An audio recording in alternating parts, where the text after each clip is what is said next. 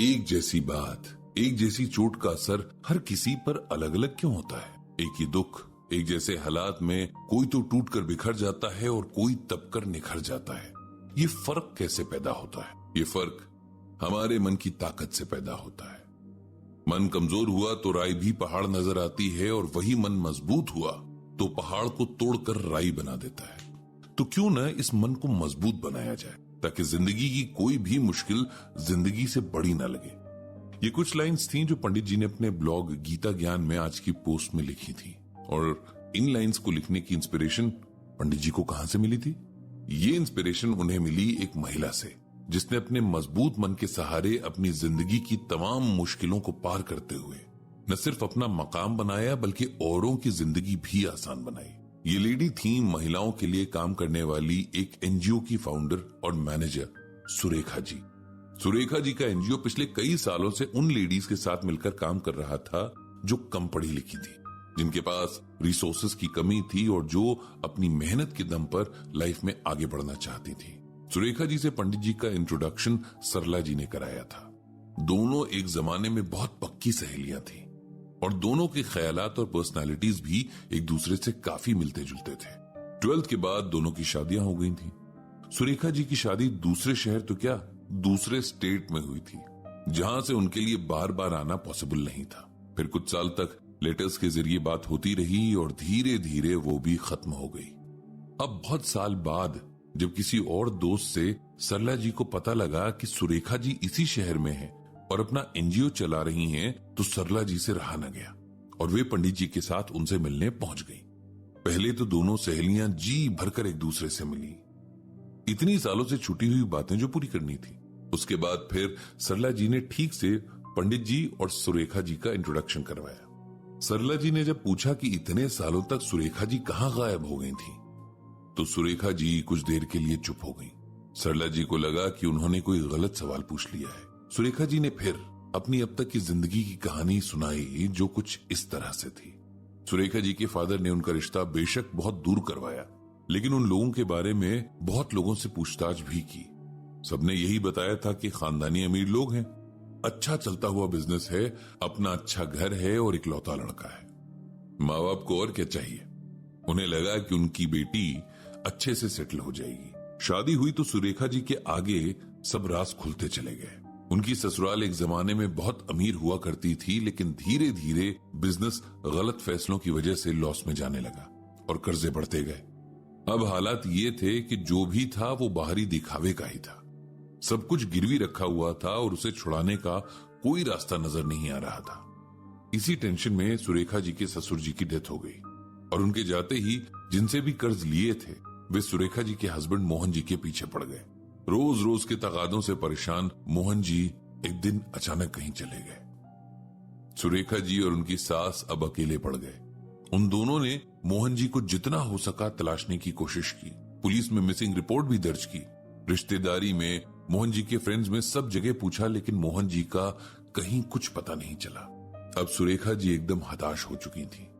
एकदम नई जगह पर एक साथ इतनी मुसीबतें और साथ में बीमार सास की देखभाल, ये सारी जिम्मेदारियां उनके सर पर थी। उन्हें कुछ समझ नहीं आ रहा था कि क्या करें। सुरेखा जी की उम्र उस वक्त बहुत कम थी। उन्हें दुनिया के बारे में बिल्कुल भी पता नहीं था। लोगों को पहचानने की काबिलियत भी नहीं थी और जिंदगी ने एकदम इतनी बड़ी परीक्षा में डाल दिया था। इन्हीं हालातों से घबराकर उनके हस्बैंड मोहन जी घर से कहीं चले गए थे। सुरेखा जी ने हिम्मत से काम लिया और एक एक करके सारी प्रॉब्लम्स का सलूशन ढूंढना शुरू किया। सबसे पहले तो उन्होंने अपने मायके और ससुराल से मिली ज्वेलरी बेची और उससे जितना भी पैसा मिला उससे छोटे मोटे कर्ज निपटाए। फिर अपनी सास को लेकर एक छोटे से किराए के घर में चली गई। अपनी सास की परमिशन से उन्होंने कुछ बची खुची जमीन बेचकर बाकी के कर्जे भी निपटा दिए। अब इन दोनों के आगे जिंदगी गुजारने का सवाल था। सुरेखा जी को सिलाई कढ़ाई का बहुत शौक था, इसीलिए उन्होंने घर से ही सिलाई का काम शुरू करने का फैसला किया। शुरू में बहुत कम काम मिलता, लेकिन धीरे धीरे उनके अच्छे काम की तारीफ सुनकर उनके पास काम बढ़ने लगा और अब वे इतना कमाने लगी कि अपना और अपनी सास का पेट अच्छे से भर सकती थी।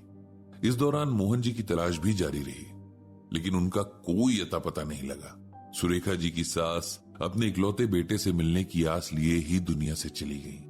सुरेखा जी का आखिरी सहारा भी चला गया। उनके फादर ने कई बार उन्हें अपने साथ लेकर जाना चाहा, लेकिन उन्होंने हर बार मना कर दिया।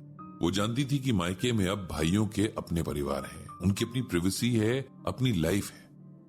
ऐसे में सुरेखा जी के वहां जाने से डिस्टर्बेंस होगी। सुरेखा जी ने सोचा कि जब स्ट्रगल करके ही लाइफ काटनी है, तब क्यों ना यही रहकर काट ली जाए। उनके हाथ में हुनर तो था ही, उन्होंने उसे ही अपने स्ट्रगल का हथियार बनाने की सोची और काम शुरू कर दिया। गरीब घर की लड़कियों और औरतों को काम सिखाना शुरू कर दिया। धीरे धीरे उनके पास काम सीखने वालों की भीड़ बढ़ती गई और काम देने वालों की भी। अब उन्होंने किराए पर एक बड़ी जगह ले ली और वहीं से काम करने लगी। उनकी सिखाई हुई लेडीज ने खुद के लिए कमाना शुरू कर दिया। इस तरह एक सेल्फ डिपेंडेंट लेडी के एफर्ट्स ने कई सेल्फ डिपेंडेंट लेडीज को तैयार कर दिया। कुछ साल पहले शहर की एक बहुत फेमस सोशल एक्टिविस्ट ने उन्हें यहां आकर अपना एनजीओ खोलने का इनविटेशन दिया, ताकि बड़े लेवल पर लेडीज को ट्रेनिंग मिले और वे अपने पैरों पर खड़ी हो सकें। बहुत सोचने के बाद सुरेखा जी ने उनकी एडवाइस मान ली। आखिर ये जिंदगी जितना दूसरों के काम आए कम ही है। अब तो खैर वे सिर्फ एनजीओ का मैनेजमेंट संभालती हैं।